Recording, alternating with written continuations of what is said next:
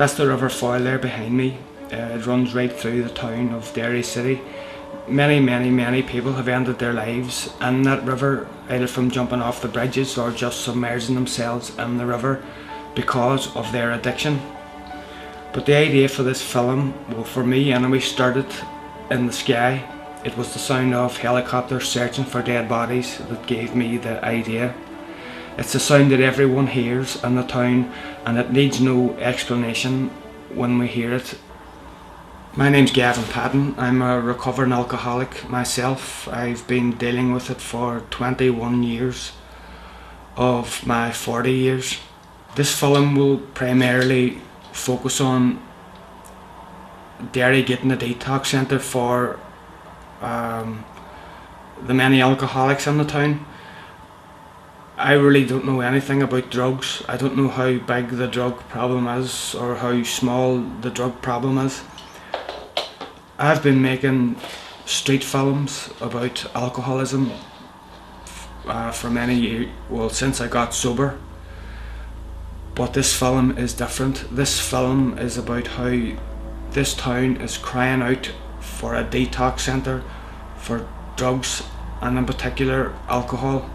If this town doesn't get a detox centre, a crisis centre for drugs and alcohol, then that river is going to continue to do good business, taking lives, and that police helicopter that we all hear is going to continue to do good business, searching for dead bodies.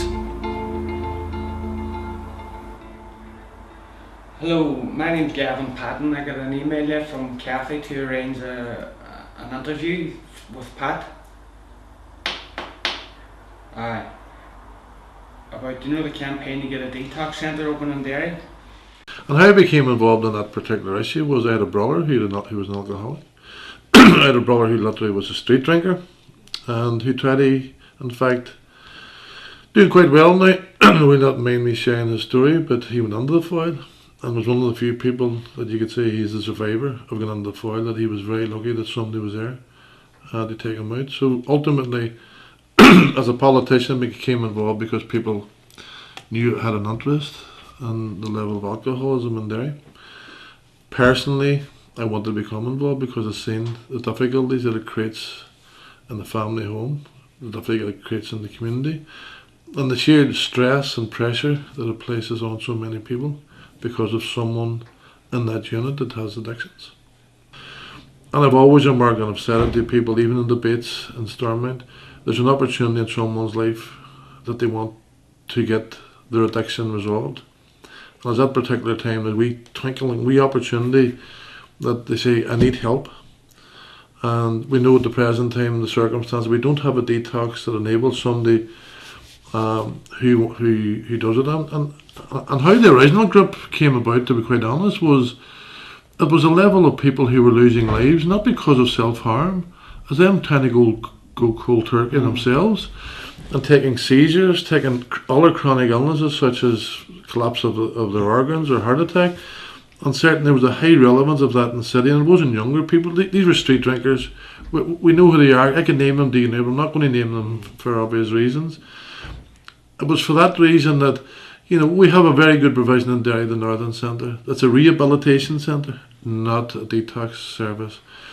And the story told about the Northern Centre originally was, people could have went on to the Northern Centre who were literally just off alcohol, for example, but there was a death in the Northern Centre and they didn't have the range of detox and medical backup provision that's required in a detox centre because of the elements of you're prone to seizures and various other issues that you need a backup doctor and medication. So Northern Centre changed its whole focus, and now somebody who wants rehabilitation, there has to be a very secure period of time, lead-in time, before they'll take you in.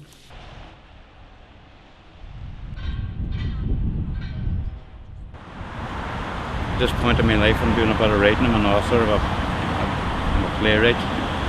I done a play a couple of years ago for the city culture. It's about the street drinking culture here in the town. And we're actually here, we're mostly at Tix Park here at the wall down at the Foyle embankments, just where I actually physically drunk here myself, So that's where I got my inspiration and my experience to write, the play about what's really happening, on the outskirts, the outskirts at Derry, the outer edges of the town, where the drinkers go, So this is where it all happens here, and on over under the bridge, and then the railway station. But most of the drinkers would drink here, during the summer months, especially, even in the winter. When I drunk here myself. And on the play, like even here where we're standing, part of the play was about a young man's suicide. And I've actually witnessed the suicide here, you know what I mean? And it just happened over there, you know what I mean? That sort of inspired me about that piece, some a fella who was a regular drinker here, you know what I mean? He wasn't that well emotionally or mentally, and he went under the foil, and it really hit me very, very hard, you know what I mean? I wasn't, the piece in the play that I done about that really happened, me walking across here and seeing this girlfriend sitting here and the police around her, and I actually thought they were just taking what they used to be done years ago, I don't know what they do now, just take the drink off the street drinkers and pour it out. That's what I thought it was. But when I came across, I knew it was something serious, because the gear was in missing. He made it under the water. And I knew him, and I knew him from going under the Foyle Haven, and he was a life and soul of the party. He had one of these people in life you meet and you say to yourself, that person's got a good heart.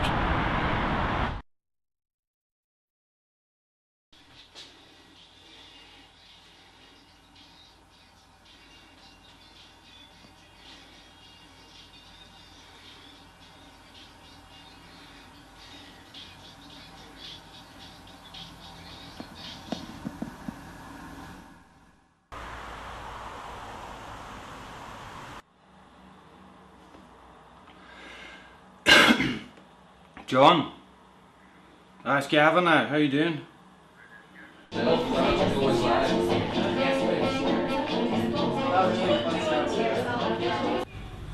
Well, I'm a non-practicing alcoholic of 19 years. My drinking started when I was 16, 17 years of age.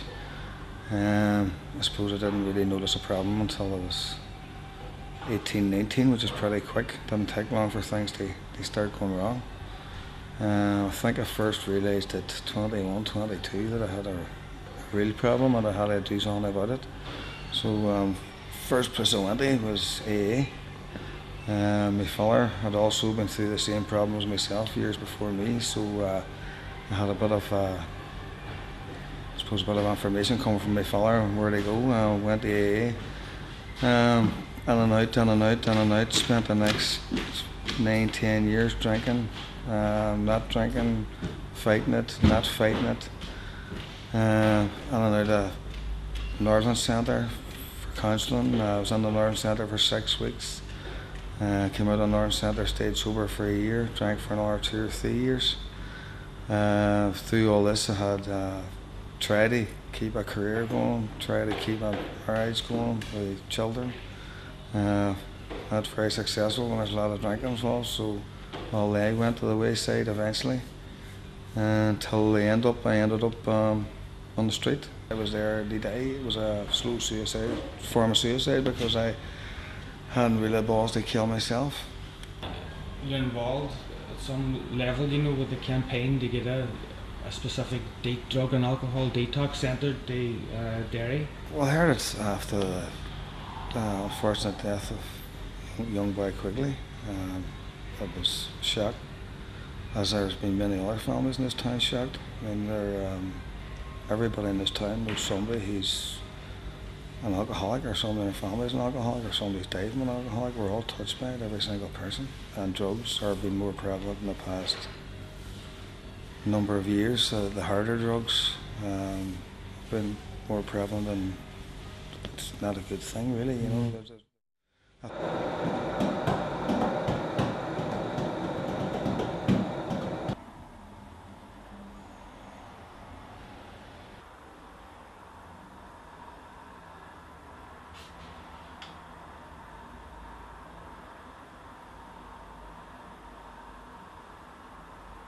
She has been sorely tested by the loss of her own son and by the circumstances that we find ourselves in this year. She's also a very dignified person, and I'm very proud to have her as my sister. Quite quickly. I don't want to really talk about Andrew and Andrew's struggles. Tonight I want to talk about me and my family and my friends and the impact that Andrew's suicide has left on us as a whole. I just know myself, my soul is now empty. I feel that I've lost my soul. Andrew was just an average kid. He was a happy child until he turned 15 and I was diagnosed with cancer. And that's when everything changed in his wee life. Everything was upside down. He had to come and live with his granny, and I had to stay up in the cancer centre for 2 months to get all my treatment and that. And when I came back from the hospital, I did notice a change in him. He had an attitude problem, and I thought that it was just because he was afraid to lose me, because he seemed to blame me. For anything happening in his life, it was my fault. But I do believe that he's been taking the drugs from he was about 15, 16. Following that, his granny had a massive heart attack. That shook his world. Then things were starting to loosen up. He nearly lost me to cancer. And then his granny nearly died with a heart attack. So everything is becoming unbalanced. Then the following year his father died. So that was him really threw under the midst of a tornado. Then after that, his granny was diagnosed with terminal cancer. So we knew that she was going. And it was just one hit after another that just totally unhinged his wee world. And although he was 16 or whatever, 17, he was a big, tall, 6'3", strapping lad. And you'd have thought to look at him that he could carry the weight of the world on his shoulders. But no, he couldn't cope. And that's when the drugs really became an issue. Because I noticed when he would come back in from wherever he was, just over the street during the day, he would come in from over the street, and I could smell the smell of him. It was like a chemical smell, but it was a really disgusting smell. And I would say to him, "What's that? What is that smell? Take a coat off to get washed," because it was so. But now I know what it was. It was that meth. So you hear whispers,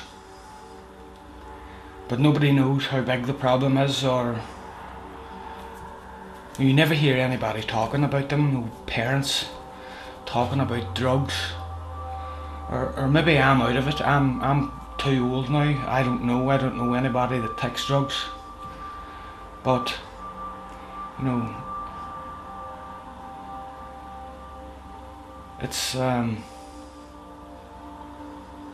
it's not right for me to just ignore it and not try to find out anything about it. This documentary won't be complete and an overall picture of addiction in the town and which addictions need a detox centre if I don't include drugs.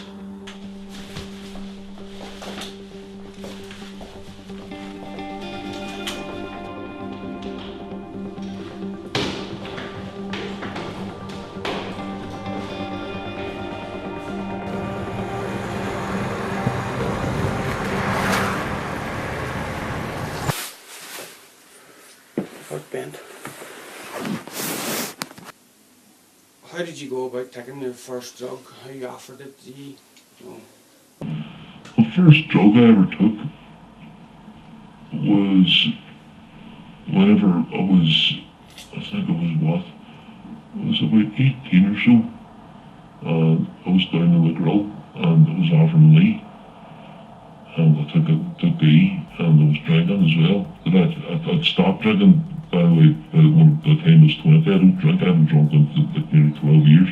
But I took E and I loved it and I couldn't wait every weekend. Then you're taking E, then you're taking 2E, then you're taking 3E, then 4Es, and it just all of a sudden just stopped. Then by the time I was about 20, I just done for about a year and a half, and it all just stopped.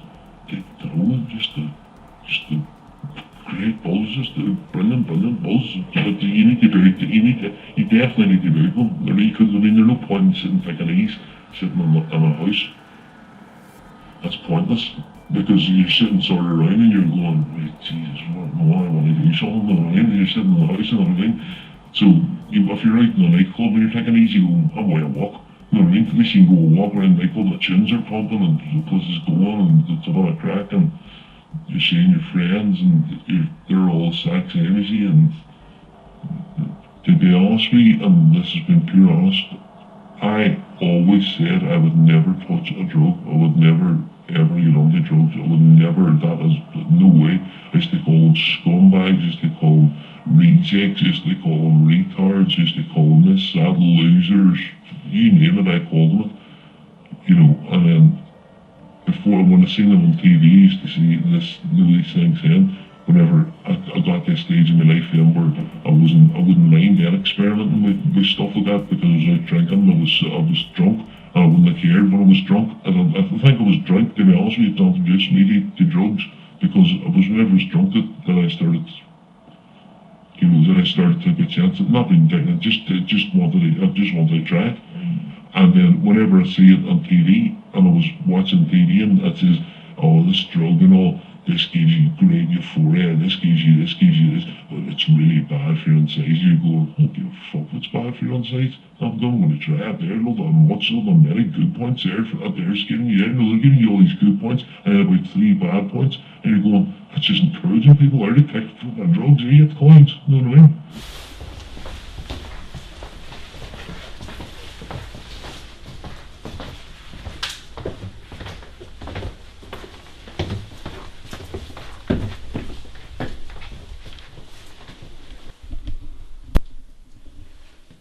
Some fucking sight there, eh?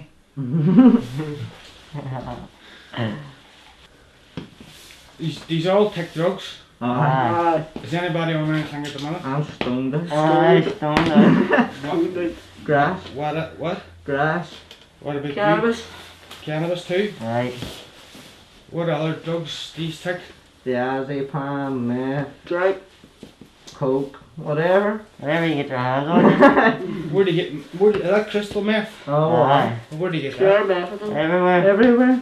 Do you go to somewhere you know you'll get it? Aye. Oh, aye. Oh, aye. I don't want to know where, but is that in people's houses? I'll get you outside this shop. Anywhere, really, man. Mobile shops as well? Anywhere. Anywhere. Right then, so it's easy to get, is it? Oh, aye. What about cocaine? Easy Aye, as well. easy. Heroin? No, you better hear that, I think, but there's a few Aye. people on it. Right.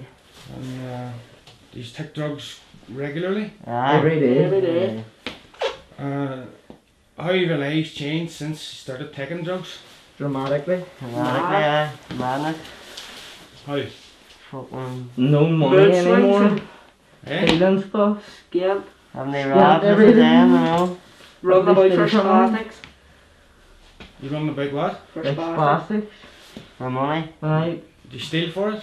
No. Sometimes if needed to. Yeah, I used to, aye. How much is crystal meth? Score. A Score. aye. score, how much is that? 20 pound. 20? Aye.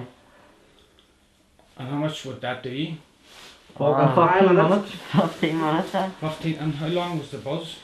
Oh no. If even.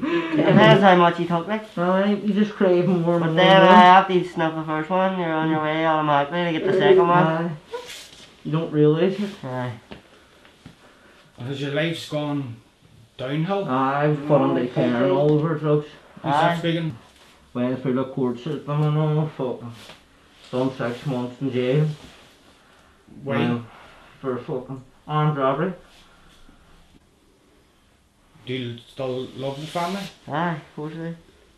And do you not worry about them having a sore heart over it? No. You gotta tell them all the time that they stress too much. Do what? They worry too much. Aye. And look after myself. Aye. The drugs started when I was 15, so it did. How did you get into that? How was your friends trying it? Going to nightclubs. I started going to nightclubs at 15, and I just bought them on the street. Outside the nightclubs? Inside the nightclubs as well. And were people like dealers that you knew? There was dealers I knew, yeah. How did it make you feel? It gives you a buzz, it gives you an energy buzz, it gives you the excited buzz, the tingly feeling. I remember before I went to school, or after I went to school even, when I started taking drugs, the excitement of even taking it, or getting out that night, I actually literally vomited. So I did. With excitement? Excitement, yeah. Thinking about getting it? Yeah. You take it before school? No, it was after school, sorry. My family's destroyed with my drug taking. Drug dealing? My drug taking. Drug taking? Yeah. So they're disgusted. They I had an episode there 3 weeks ago. They ended up in intensive care due to a drug overdose and a diabetic coma. When was that? 3 weeks ago. And how long were you in that for? I was in hospital for 6 days and then I was in Grangewood Hospital for another 4 days.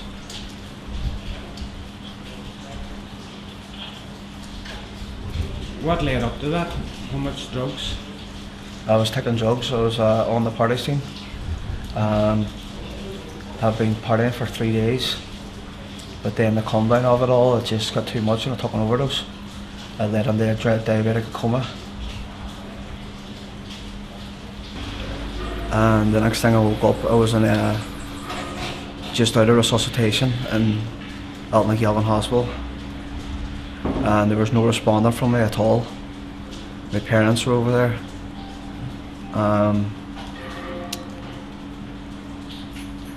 In general, it was a scary experience, but at the time,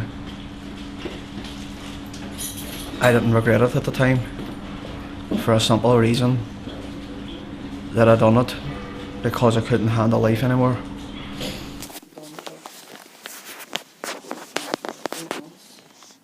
8 months I was jagging up. Well, I came out of that relationship after my dad had a baseball bat and led to my blood clot in the brain. So when my dad got out of hospital and I couldn't really handle him, I felt like I was responsible because I brought this fella into their lives. My father wasn't well, so I disappeared and went on the drugs. And for 8 months I was jagging up. But my mental health wasn't great. I had an MVQ mental health. I got people to give people good advice, but I couldn't take it myself. No. You know, and I'm normally in control of my life and control of everything, but this problem just got hold of me quick. And first thing in the morning I would have been, instead of a cup of tea or something, I would have been shooting up. What type of drugs was that? It was methadone, all the meth. It's not the same as crystal meth, is it? Aye, it was the exact same as crystal meth. And I got to a stage then I was running about with knives. That paranoid, thinking that there was people after me. Was it all injectable drugs? It was all injecting now. Is that easy to get in the town? It's very easy to get down. And do you make it up yourself? And just... No, I was loving my drug dealer, so it was easy for me to get access to it, you know. But ethanol, that was the the raw Ethanol? ethanol was the raw chemical to make no meth, Mm. and that's what I was shooting up. The raw chemical? The raw chemical. Is that a more intense high? Aye. Oh, it's desperate. Mm. Mm. And got to a stage in that all my veins collapsed, and I begged the fella not to be phoning an ambulance because I didn't want to die in the hospital. That's how close to death I was, like. Mm. Your veins collapse now? It's totally numb. Are you off everything now? Off everything now. What's that been like? It was horrible. I remember lying up in the bed beside my dad, like crying my eyes out with pain and withdrawal, and I just felt trapped. I had nowhere to go, I had nobody to talk to, And you withdrew on your own? I done it on my own. Was there no option to go anywhere to do it? No. None in the town? No. So you had to suffer all that on your own with no help? No help.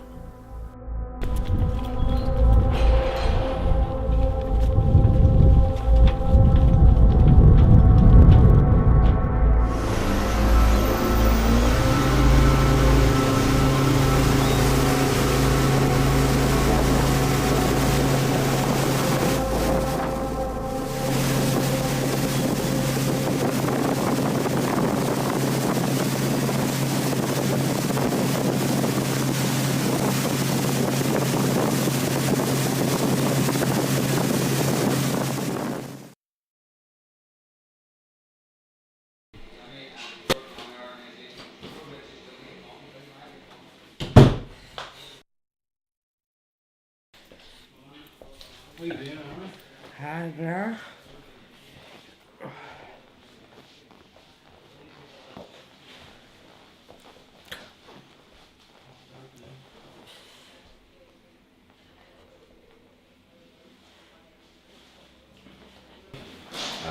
Gary, can you tell me a wee bit about yourself, when you first started taking drugs? When I was about 12, started smoking dope and grass, and led on to heavier drugs, yeah. And Dope. And then led grass, and then e-tablets, coke, and then once the Monkey Madness came out, then I was hooked on it. what's Monkey Madness? Meth, you get. Is that legal? What is that? It's just like a legal high. And I got well addicted to it then. I was taking it every day. Couldn't get off it. And where did you buy that? Shops and then just in the street then. It was good. It was good the first couple of times. Give you a good buzz, and then the more you took it then you just felt badly depressed, but you still wanted it. It was a craving for addiction. You just kept wanting to take it and take it, even though it left you feeling down. Give you a high?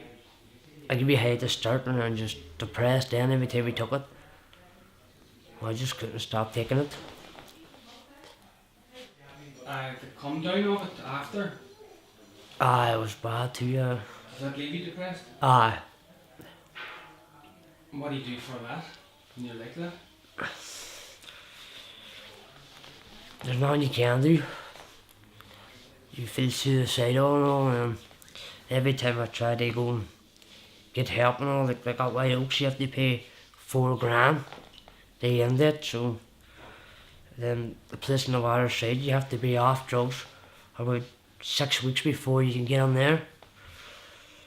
So it's more or less you have to do it yourself and know where you end it. What's been the effect on your family life with drugs? Oh, bad. My mum and my family put me through hell. They put you through hell? No, I put them through hell. But I wasn't realising at the time, no, but it was addiction, like, and I didn't need the help, like.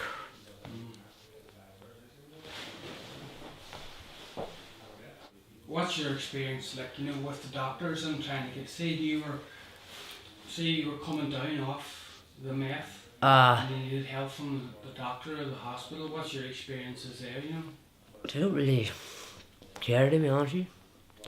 They just look at you as if you have 5 heads and just saying when you're in the hospital, see when they give you a drip and all, when you're over something, they just see your nerves. Though they about grant, you know, they do all, they feel suicidal day and all this, and so they just send you home. Don't do nothing? Nothing, no. Cheerio. Because a couple of times, like, I was, like, one time I was in the hurt machine for 6 days, took an overdose, and so they just sent me home then.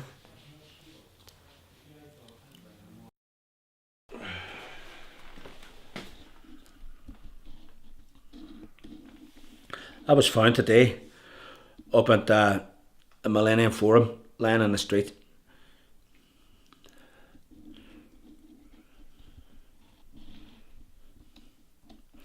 This is what's going on in our city at the minute. There is an absolute epidemic. What the young kids are doing now is, it's nothing to do with heroin. It's to do with injecting legal highs. They're injecting legal highs nilly-willy, as easy as just click of the fingers, a phone call, done, and it's all through internet. This is where the majority of the drugs are coming through internet. Yes, there's no such thing now in our city as drug dealers anymore. It's people who juggle, who get their own fix and sell a bit on to get somebody else. So at the end of the day, this is what's going on. Is that what young people are doing now? This is what young people is doing now. Internet? They go on the internet and they'll buy an ounce, or they'll buy 2 ounces, or they'll buy whatever they want. They could buy a kilo, and they'll sell it amongst a multitude of their friends, and that's what they do.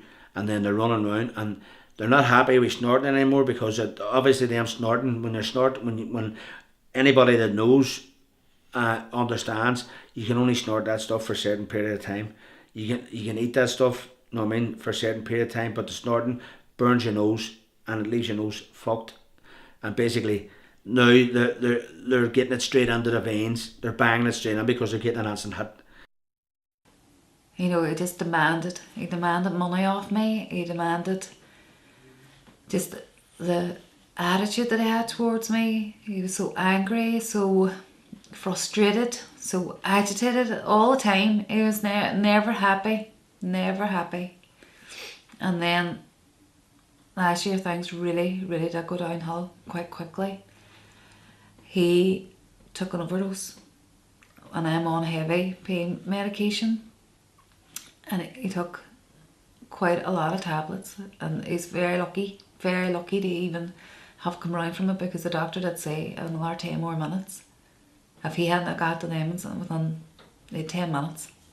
They were yours, were they? They were all my medication he took. And he was for clocking out, that was way back, not this February but the February before. And ever from then on, it was just a fight with him to get him to love. He used to cry in my face and say, "Mommy, please just let me die, Mommy. I don't want to be here. I don't want to be here anymore. Why am I not normal? Why can I not go out like anybody, like a normal 18-year-old, and have a drink and come home?" He was just lost and stuck in this dark, deep place, and I couldn't reach him. I couldn't, you know, normally if you say to somebody things will always look better in the morning, just no, calm down. No, things were never any brighter for him the next day. And he would walk about and say to me, "See this here, see this smile on my face, Mommy? This is a fake smile, and I am fed up putting on this fake smile." And then it was tramadol, and I'll just maybe opiates. I started taking tramadol for pain, for an accident I had years ago. And I started taking tramadol for that. That day was what really got me into drugs then. But the worst thing I ever done in my whole life was try opiates. I can't even say that about coke, because it came on. I stopped taking coke straight away. I stopped taking E straight away. I stopped drinking straight away. I stopped smoking dope straight away. I don't smoke dope either. I don't do, the only thing that I really do now at the moment would be take opiates, and I would take a few diazepam now and again, and that would be it. Are they all prescribed? The opiates and diazepam, there's some of us. And you get it then from where you get it? Aye. And it's not hard? Sometimes it is, sometimes then you be rolling around down with your head up your tube then. And what does it feel like whenever you want it, but you can't get it? Don't me what I talk about it. Watch Trainspotting. That's all I can say, watch Trainspotting. That's exactly what it is. It makes it look as if, oh, heroin, that's a dirty drug. No, don't get me wrong, I would never touch that. No, I would never touch heroin. Would never in my life touch heroin. But them things that's wrong about this town at the moment are actually stronger than heroin. When it comes to, they're 100 times, do you see them like even down to certain things that people's getting, well, by tablets, the tablets are just as strong. The biggest tablets, the Oxycontin is one of the biggest sellers around the town. There's the dehydrocodone, there's them fentanyl patches, there's that many things all around the town, and them fentanyl patches, God forgive me for saying, if a wee even get a wee nick off one of them, they're dead. Has anyone ever taken an overdose? I've overdosed in tramadol. What happened? No, just ran about sick for 3 days. I didn't go to hospital. Thrown up, I've watched people take fits and all and fucking nearly choking their vomit. What about Grincha? I go out, they would leave house, they can't. I was meant to go out, but my ma's never wanted me to go out now. Why? Because she didn't want me to go out to. Why is that? She ashamed? No, it's just they want to put me on tablets or something, but I said no. Your mother doesn't want you on any? No. I just said But I think it's dodgy. You go to doctors and ask for help to get off tablets and they give you tablets. I told the doctor I was addicted to diazepam and then she put me on diazepam. That was a bit stupid, like, wasn't it? Yeah. When you are going down your head, there's nowhere to fucking go. She gave me more. You're afraid to go to the house. No, you see, don't want your man off flipping. Aye. What'd you say, there's nowhere else to go? Aye, you don't want your man off flipping out like when you go to Gavin by 5 in the morning.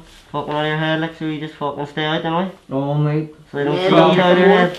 I used to go get myself arrested just for some of this thing. We hide in her? Aye.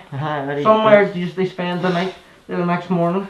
Right. Or just go camping on the TF or something. Do your parents ever try to take you somewhere to get help at night? Where? Where could you go, like? Nowhere you can go? Nothing, nowhere to go. Shepherd Hospital, what they just rang a cops now and one nightmare. I would have knew Andrew Quigley very well, and I've been in the same situation as Andrew's been on, but I've never actually followed through it. I've been on the fire bridge, I've been talked down from the fire bridge, but I really hadn't got the nerve to actually follow through it. I've tried to hang myself a couple of times as well, but hadn't got the nerve to even do that either. The only thing I've done is overdosing intentionally. Drugs has played a big part in my life. They've wrecked my family. They've wrecked Andrew's family. I hadn't seen him all that day on Friday, and me and my friend had been up to the Guildhall because the Shane Phelan was playing at the Guildhall, and I got a text from him to say, are you in the bungalow? I need to get changed. And I text, no, I'll be home soon. So that was it. Went to my bed. Any other weekend I would have been nervous and anxious, you know, about Andrew's state of mind or whatever. And I don't know whether it's not because I hadn't seen him all that day or not, that I wasn't expecting that. The next morning the police knocked at the door.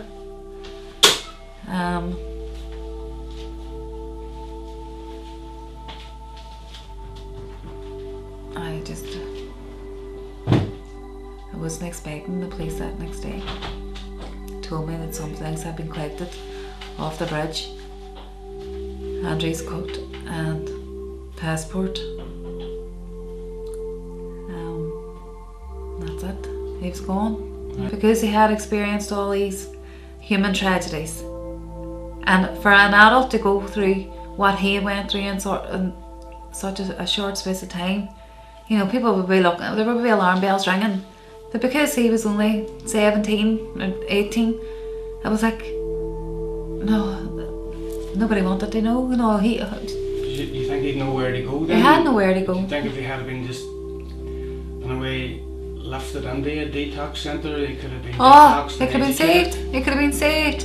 Because that's what I wanted. I wanted somebody to grab him and just pull him out of this environment that he was in. But I am not a professional. There's only so much a mother can do. And Andrew was getting to the stage that he no longer believed me, because I kept saying that many times that you will get the help, we will get you the help. But the more times we asked for help, the more times we were refused it. So he wasn't even believing me anymore.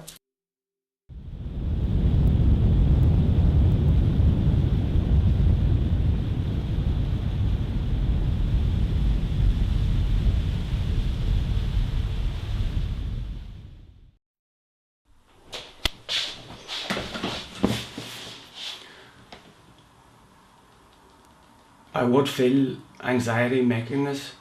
It's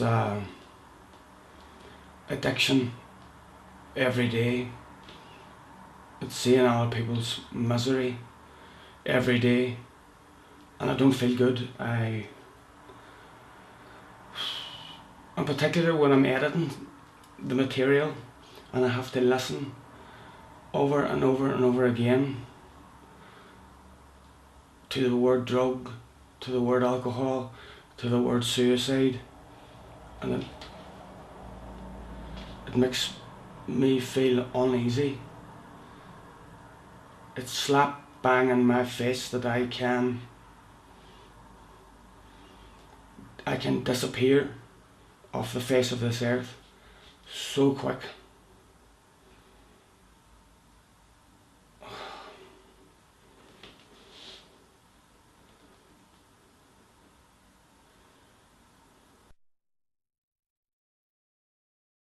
It obviously all started off with a bit of grass, and then I started taking ecstasy, and ecstasy was the big problem really. I was taking ecstasy during the week, and then just at the beginning of January of this year, February, things kind of got a wee bit bad. Then I ended up taking prescription drugs then, diazepams, which were cheap ones, and they just sent me cuckoo.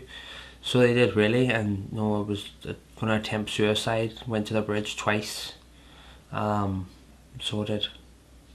Go to your doctor and say that you want to declare yourself to go into a detox or Grantia. You need to go over there, because I was a risk to myself and I was a risk to my family members, because I was coming down off a lot of prescription drugs.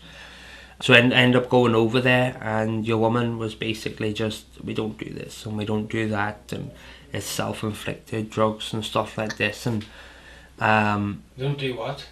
They don't look after people with drug problems. You know, it's more mental health issues in Grantia itself. And I was saying, well, I kind of do have mental health issues, because I have suicide thoughts running through my head. I have had. And I know if it continues, it's gonna, I could end up going to kill myself. I had a razor blade in my pocket, and I just says to your woman, I just threw it out on the table. I says, look, you know what I mean, that's the point I'm coming to there now, is that, and just threw the razor blade across the table towards her, and she was kind of shocked.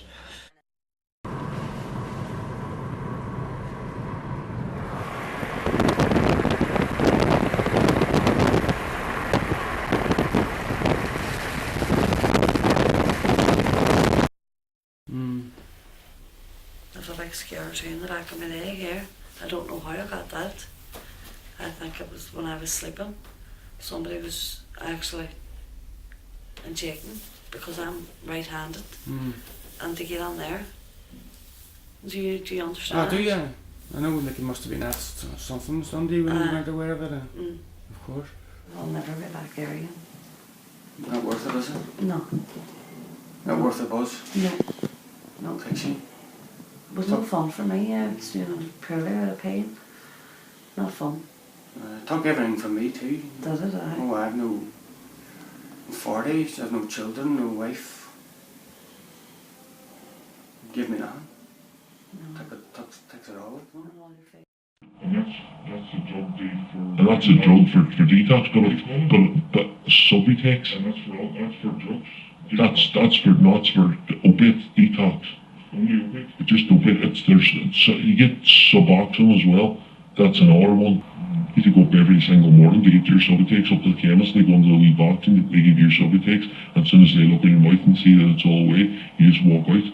And then you come up the next day and you do the same thing, and then you walk out, and then you come up the next day and you walk out. And that's just the way that's the way it is, the way they work it. But see, after you're caught up with it in your mouth for so long, your doctor gives you it weekly, gives you 7 tablets weekly. Or if you're on 24 mil, it gives you 21 8 mil tablets. If you're caught not sneaking out your mouth, it's complete and utter. It's a joke. Because the reason why I'm saying it's a joke is because Subutex is worth a fortune on the street. It's worth a lot of money on the street. You know, and if you've got 8 mil a tablet, you're only maybe 25 or 30 quid for one wee tablet. For one wee 8 mil tablet. And if you're in 3 of them, there's 60 quid, 60 to 80 quid of money, 60 to 90 quid, sorry, of money. To go and buy yourself, if you were a heroin addict, to go and buy yourself buy the heroin. Or if you want to go and buy Oxycontin, or if you want to swap it, or if you want to do something with it, you'll get your deal with relatives. It boggles my mind that you have no one there looking after you when you're detoxing, and I'm on about 1, 2, 3 days supervision. You should be. It was, Mummy, give me an appointment with a doctor, quick. I need to see a doctor. Mummy, quick, Mummy. So I rang out hours, said about him, what had happened that day, and that he was very agitated. And so we got an appointment for 10:10. So when we got to the hospital, when it was his appointment time, he was seen by the CPN, which is the clinical and he just dismissed Andrew drinking drugs, and Andrew stormed out of the wee room, and I had one, and they said to me, no, nothing wrong with him. There's nothing wrong with him. I'm just so bewildered with everything that has happened. The missed opportunities that we had to help Andrew. He was offered a place at that rehab down in Oma, but he had to be off everything for 6 weeks. I would say he was off it 3 or 4 weeks when it was his birthday, and then he had a blowout. So we were back to square one. We were no longer going to Oma because you've stopped drinking drugs again, so you were back to square one. So we were like, for every 2 steps forward, we were taking 10 back, and we were getting nowhere. So I know why Andrew didn't go over the bridge. But at the end of it all, because he was that fed up and disgusted, because he knew he was killing me, he was hurting everybody around him, but he couldn't help it. He was that far lost, and I know that's why he ended up taking his life, because nobody ever lifted him out of it and gave him the concentrated help that he needed for an addict. No. There's nothing there, basically. Nothing. In the town. I can't even say. I can't even say that. Well, maybe they helped us a wee bit here. They helped us a wee bit. No, just no. He attempted to take his own life. I don't even know how many times. But it was just. I just felt like we were ignored. Andrew was ignored.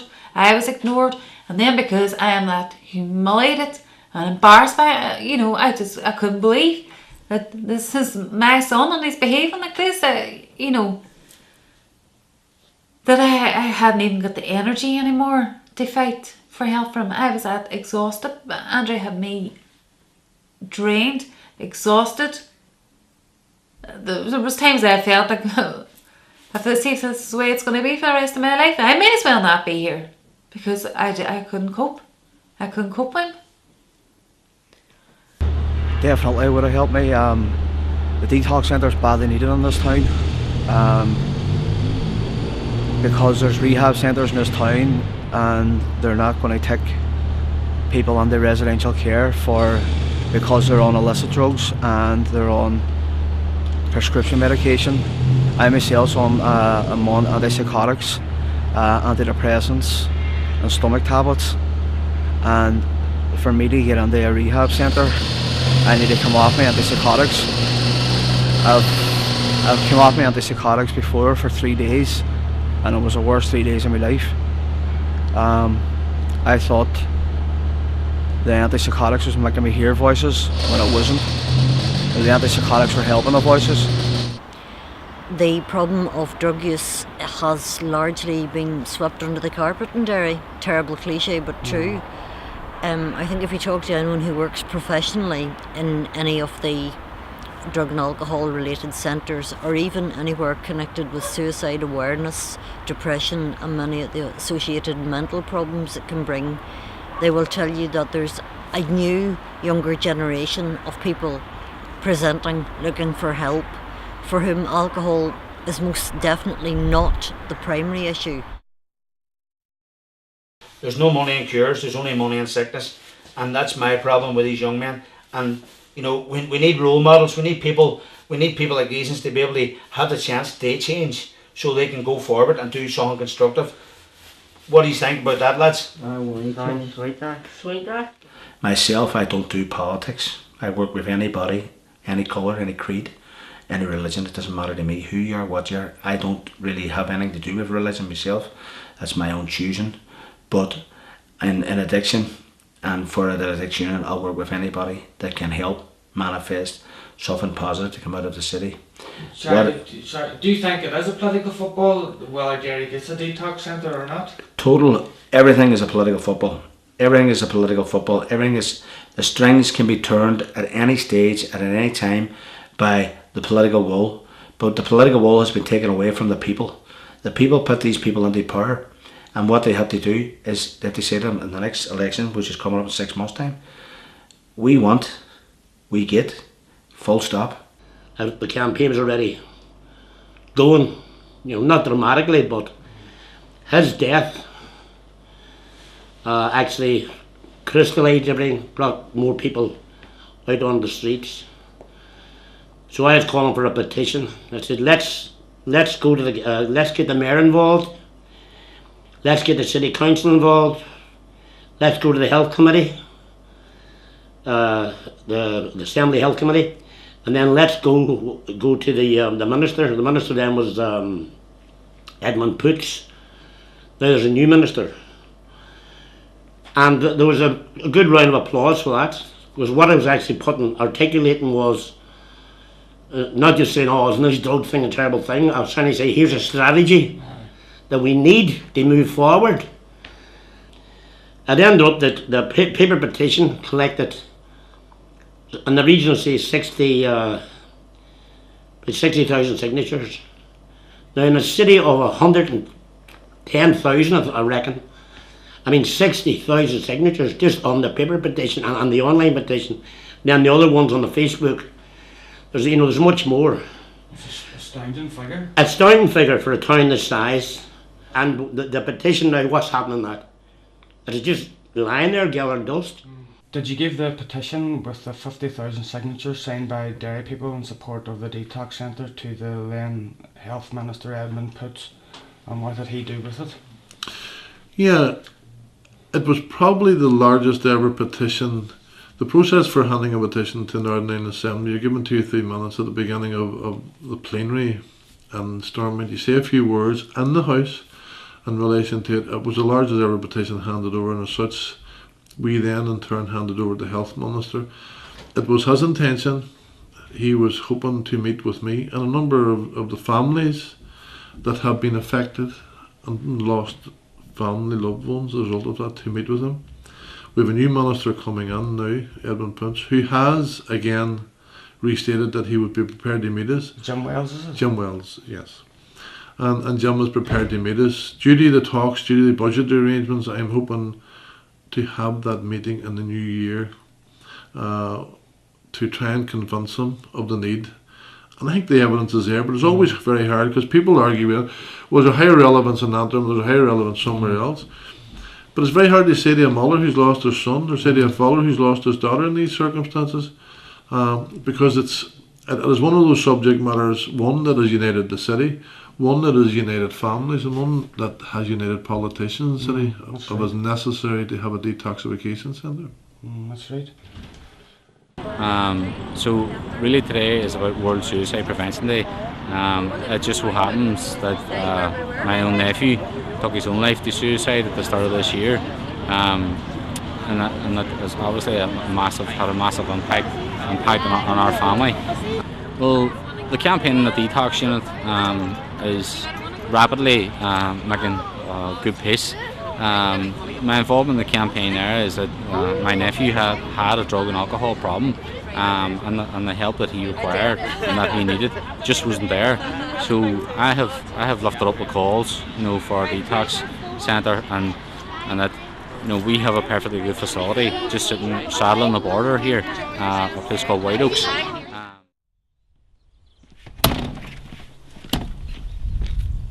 But certainly here at White Oaks, we have the physical space for it. We have the resources in that sense. What we are lacking at the moment is having the nursing and medical staff. And I suppose where we're positioned at the moment, because we're only less than half a mile from the Derry-Donegal border, we're on the outskirts of Derry City. We're ideally placed in that sense as a cross-border facility. And I think when you look at what's happening in other aspects of healthcare in this region, more and more there's a recognition that resources should be shared. The border here is literally a stone's throw away, so we don't rule out the north-south, because the issues of alcoholism isn't unique to Derry. The issues of substance or drugs abuse isn't unique to Derry. And because of that, if we can do things better and more collaboratively with the government in the south, and why not do it? We have the primest example in the radiotherapy centre in Derry as a model of best practice going forward. That people right up as far as Bundoran can come to Altnagalban rather than travelling 4 and 5 hours to Dublin.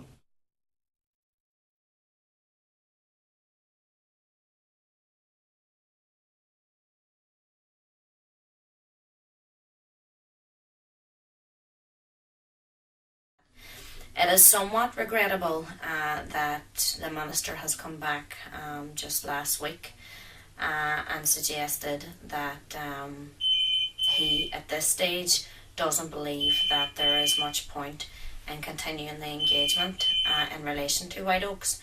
At the meeting that we had with the Minister, he was willing to continue to look at that as a possibility. But there was some correspondence last week in which he is suggesting that this is no longer an option. Obviously we don't accept that, and Maeve will be going back to the Minister to challenge his reasoning behind that, and we hope that cooperation and working together can, in the very short term, produce some sort of pilot to utilise the project down there. Did he say why?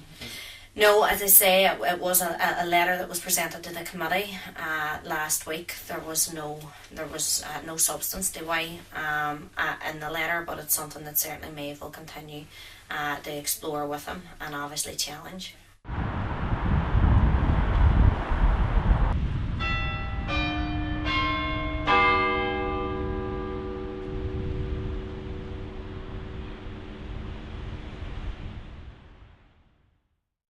I just got a phone call there from my friend. He said someone else has just jumped off the foil, well, last night, and their body was found today. So that's someone else.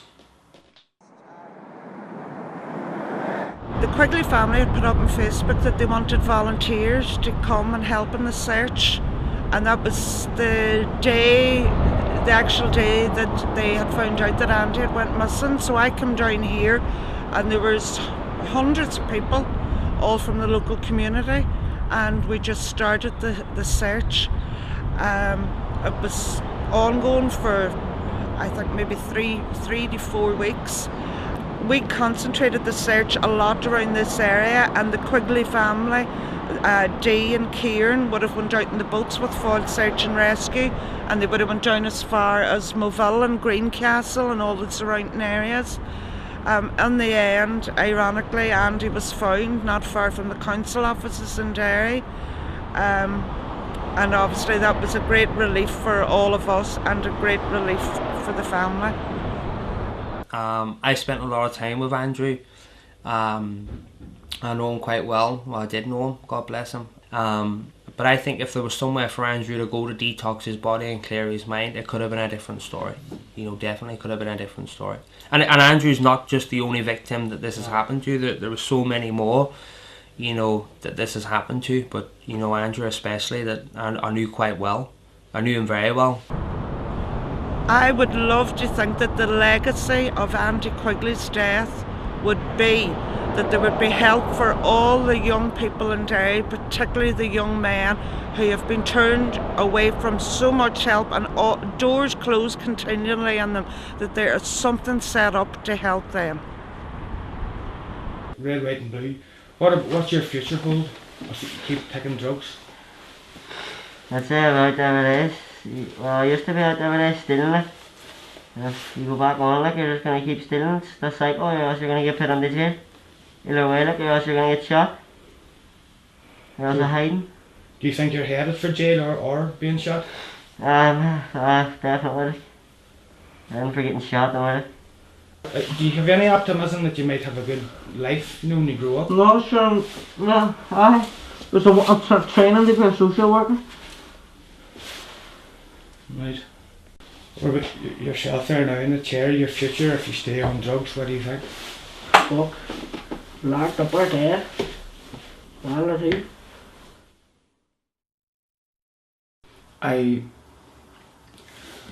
I've learnt so much about drugs in Derry through the making of this film.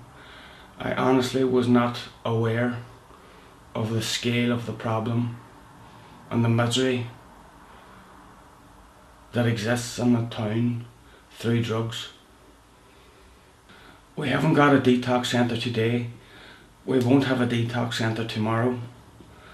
And until we do, there will be more dead bodies floating in the Foyle due to addiction, and there will be more police helicopters looking for dead bodies in the Foyle until the day that we do get the detox centre.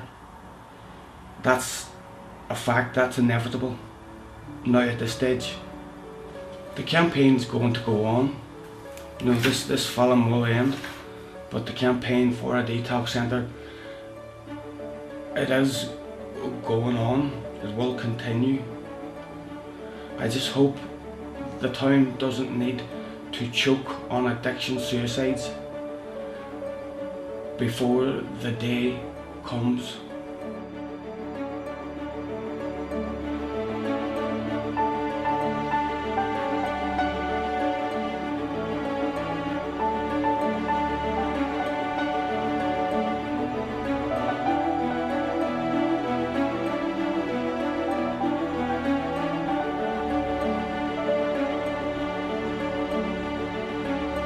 Far will I run, far will I go to see you now. 'Cause oh my baby, to see you.